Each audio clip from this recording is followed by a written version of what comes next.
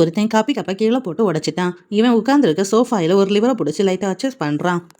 பார்த்தா அப்படியே உடனே டைம் ரிவர்ஸ் ஆகி அதை உடஞ்சு போன காஃபி கப் மறுபடியும் புதுசா அவன் டேபிள்ல மேல வந்திருக்கு.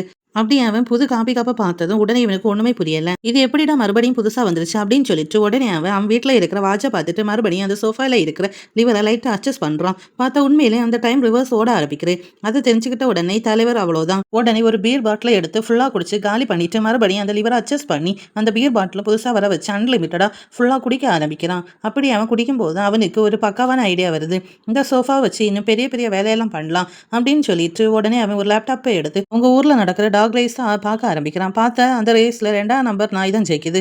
அதை பார்த்த உடனே அவன் சோஃபாவை ரிவர்ஸ் மோட்ல மறுபடியும் டைமை ரிவர்ஸ் பண்ணி அந்த 2ஆம் நம்பர் நாய் மேல $100 பெட் பண்றான்.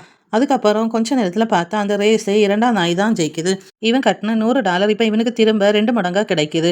இதை பார்த்த உடனே இவன் ரொம்ப சந்தோஷப்பட்ட அடுத்த நாளே அந்த ஷோ பற்றி அவன் ஒய்ஃப்ட்ட சொல்கிறான். ஆனால் அந்த ஒய்ஃப் அதை சுத்தமாக நம்பவே மாட்டேங்கிறா. அதை பார்த்த உடனே இவன் லீவர் மூலியமாக டைம் ரிவர்ஸ் பண்ணி ஒய்ஃப் கிட்ட இந்த சோஃபா பற்றி சொல்லாமலே விட்டுடுறா. இதை பற்றி யாருக்கும் தெரியாமல் இருக்க ரகசியமாக வச்சுக்கலாம் அப்படின்னு சொல்லிட்டு அதுக்கப்புறம் இவன் அந்த சோஃபா மூலியமாக பல வேலைகளை பார்க்க ஆரம்பிக்கிறான். பார்த்தா அப்படியே ஒரு நாள் அந்த சோஃபா மூலியமாக தன்னுடைய பையனை மிகப்பெரிய கார் விபத்துலேருந்து காப்பாற்றுறான்.